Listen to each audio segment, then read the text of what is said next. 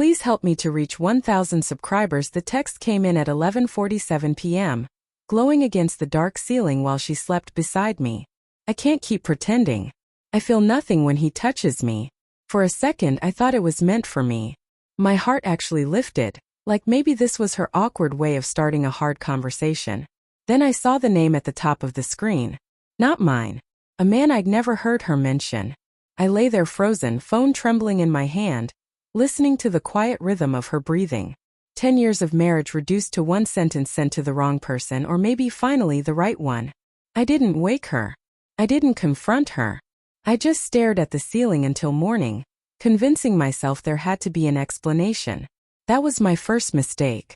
Looking back, the signs were everywhere. They just didn't scream. They whispered.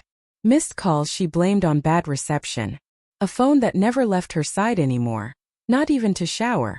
The way she'd flinch when I came up behind her, like she didn't recognize my touch until she turned around. You're imagining things, she'd say, smiling too fast. You're just stressed. So I believed her, because believing her hurt less than the alternative. But the distance grew. We stopped talking about anything real. Dinners turned quiet. Nights turned colder. When I reached for her in bed, she'd stiffen, then sigh like I'd asked for something unreasonable. One night I finally asked, "Did I do something?" She didn't answer right away. Just kept scrolling through her phone. "No," she said eventually. "I just need space." Space. The word echoed louder than any argument. The truth revealed itself in pieces, the way betrayal usually does. Not as a dramatic confession, but as a slow bleed. A name popping up again and again on her notifications. Deleted messages that left awkward gaps in conversation threads. A receipt in her car for a bar she claimed she'd never been to. When I asked her directly if there was someone else, she laughed. Not kindly. Not nervously. "You're being paranoid," she said. "I can't live like this." Somehow I ended up apologizing. The breaking point came on an ordinary Tuesday. No yelling. No slammed doors. Just exhaustion. We were standing in the kitchen. I reached for her hand, something simple, familiar. A reflex built from years of love.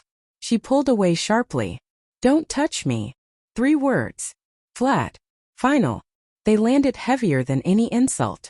I saw it then. Not anger or confusion in her eyes, but annoyance. Like my affection was an inconvenience she no longer had patience for. "Why?" I asked quietly. She crossed her arms. "Because it feels wrong. I don't want to pretend anymore." Pretend. That was when everything clicked. The text, the distance, the lies I'd bent myself into knots to excuse. I wasn't her husband anymore. I was an obstacle between her and the life she wanted. I nodded.